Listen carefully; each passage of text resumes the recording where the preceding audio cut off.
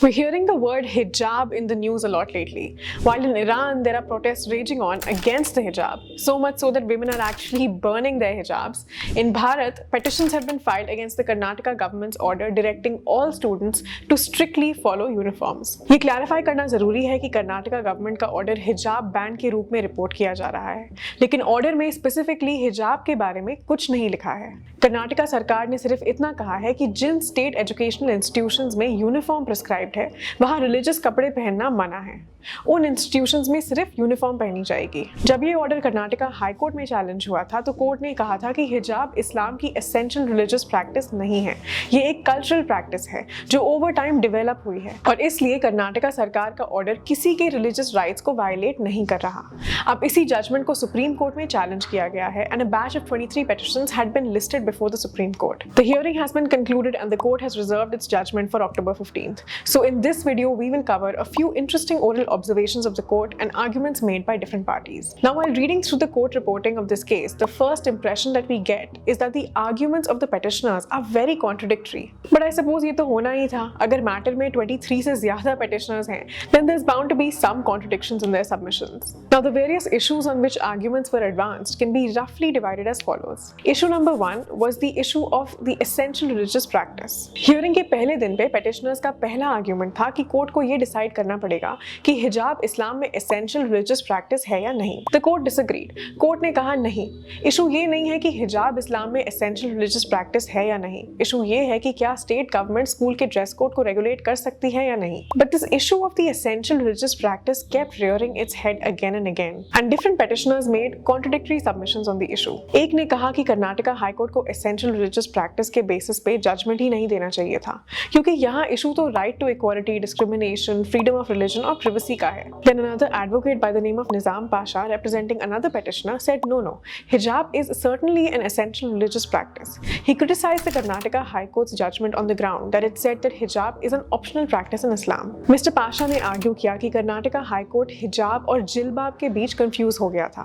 Actually जिलबाब जो पूरे शरीर को कवर करता है वो ऑप्शनल है, लेकिन हिजाब जो सर और छाती को कवर करता है वो कंपल्सरी है। Mr. Pasha even said that parts of the Karnataka High Court's judgment where the court has said that with the passage of time certain verses of the Quran had lost meaning was actually blasphemous because for Muslims Quran is perfect for all time to come. फिर उन्होंने हिजाब को Sikhs के किरपान और पगड़ी के साथ भी कंपेयर किया, लेकिन जस्टिस गुप्ता ने कहा कि दोनों को कंपेयर नहीं किया जा सकता क्योंकि सिख्स के 5 केस यानी केश, कड़ा, कंगा, कच्छा और किरपान कॉन्स्टिट्यूशनली प्रोटेक्टेड हैं। फिर किसी और पेटिशनर के एडवोकेट यूसुफ मुछाला ने कहा कि अगर इंडिविजुअल्स के रिलीजियस राइट्स की बात हो रही है तो उसमें एसेंशियल रिलीजियस प्रैक्टिस का सवाल ही नहीं उठता। आर्टिकल 25 में तो हर इंसान के रिलीजियस राइट्स प्रोटेक्टेड हैं, तो हिजाब एसेंशियल रिलीजियस प्रैक्टिस है या नहीं, इससे क्या फर्क पड़ता है। So like I said, some advocates critiqued the application of the essential religious practice test and others said it should not have been applied at all. Now similar arguments were advanced on issue number 2, which was hijab being protected by the privacy judgment? कुछ petitioners ने argue किया कि हिजाब हर किसी की preference होती है। How someone chooses to observe modesty is up to them and it's not really anyone else's business. अब इस पे कोर्ट ने कहा कि जिन institutions में यूनिफॉर्म prescribed है वहाँ का क्या? तो petitioners ने कहा कि हम कहाँ बोल रहे हैं कि यूनिफॉर्म मत पहनो, लेकिन यूनिफॉर्म के साथ कुछ एडिशनल पहनने में क्या प्रॉब्लम है।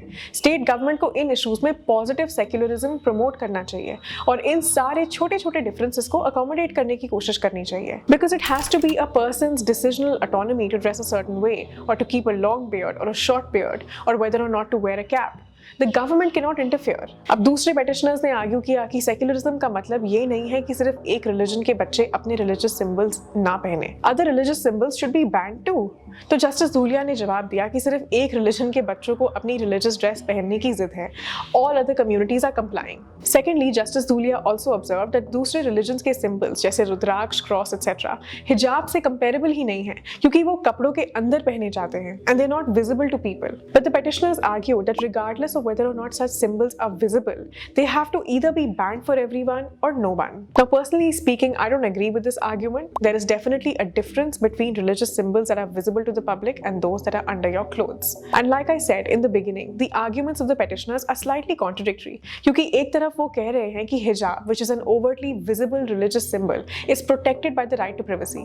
लेकिन अगर कपड़ों के ऊपर पहनने वाले religious symbols privacy judgment से protected हैं, तो क्या कपड़ों के अंदर पहनने वाले religious symbols girls privacy judgment से protected नहीं होंगे? बिल्कुल होंगे. But while some petitioners have cited the privacy judgment in support of wearing the hijab, others have said the exact opposite, that regardless of whether or not the religious symbols are visible, either all or none should be banned. तीसरा issue था कि क्या किसी के हिजाब पहनने से school का डिसिप्लिन खराब होता है? Justice Gupta had asked one of the petitioners arguing कि अगर कोई लॉयर कोर्ट में जीन्स पहन के आए तो क्या हम उसे ये भी नहीं कह सकते कि कोर्ट में जीन्स पहन के आना मना है? अगर मैं किसी गोल्फ कोर्स में जाऊं या किसी रेस्टोरेंट में जाऊं जहां फॉर्मल ड्रेस कोड है, will such criteria violate my fundamental rights? एक petitioner ने कहा कि देखिए ये सब तो कॉन्टेक्स्ट पे डिपेंड करता है. आखिर ईश्वर चंद्र विद्यासागर और सावित्री फूले जैसों को भी तो ड्रेस कोड के बेसिस पर डिस्क्रिमिनेशन सहना पड़ा था. The court has also not gone easy on the ASG appearing for the Karnataka government either. Additional Solicitor General KM Nataraj appeared for the Karnataka government और उन्होंने आर्ग्यू किया कि issue सिर्फ स्कूल के डिसिप्लिन तक सीमित है, and that was the only consideration weighing on the Karnataka government's mind while passing the order. तो इस पे जस्टिस गुप्ता ने पूछा कि किसी के हिजाब पहनने से स्कूल के डिसिप्लिन पर क्या प्रभाव पड़ता है. तो ASG ने कहा कि जैसे ही मुस्लिम लड़कियों ने हिजाब पहनना शुरू किया, दूसरे बच्चों ने भी भगवा शॉल्स पहननी शुरू कर दी और देखते देखते बात बिगड़ती गई. इससे स्कूल का माहौल खराब होना शुरू हुआ. ASG ने यह भी कहा कि कर्नाटका गवर्नमेंट ने अपने ऑर्डर में कर्नाटका एजुकेशन इंस्टीट्यूशन रूल्स 1995 के रूल 11 के तहत सिर्फ एजुकेशनल इंस्टीट्यूशंस को यूनिफॉर्म प्रिस्क्राइब करने को कहा है. उनके ऑर्डर में हिजाब बैन या अलाउ करने की कोई बात नहीं लिखी है. अगर कोई कॉलेज अपने आप हिजाब को बैन करना चाहता है तो वो कॉलेज के ऊपर है. The ASG also pointed out something very interesting. He said कि जिन कॉलेजेस ने हिजाब बैन किया है उन्होंने हिजाब बैन करने के लिए रिटन सर्कुलर्स पास करे हैं. And funnily enough, these circulars have not been challenged at all. But the Karnataka government's order, which makes no mention of the hijab, has been challenged by filing these 23 petitions. Now again, if you ask me, I don't agree with the argument that merely wearing the hijab is causing any discipline issues in schools. I think the cause of these problems has more to do with the manner in which these protests have arisen, the heavy involvement of the now banned organizations such as CFI, which have been recognized by the Indian judiciary as engaging in violent attacks, and which have also been alleged to have terrorist linkages. And finally, चौथा issue था कि क्या state government के पास school uniform prescribe करने की powers हैं.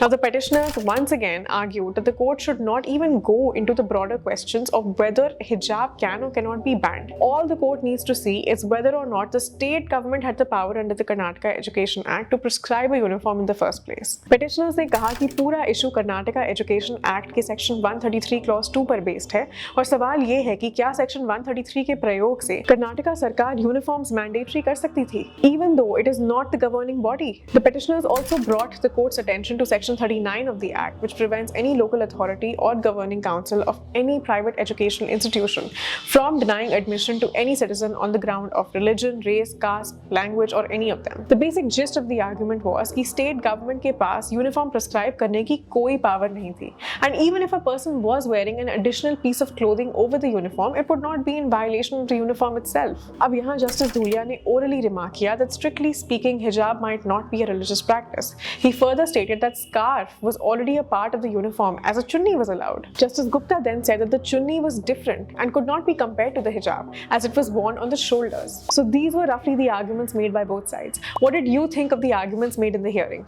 Do you agree with them or do you disagree with them? Let us know your thoughts in the comments below.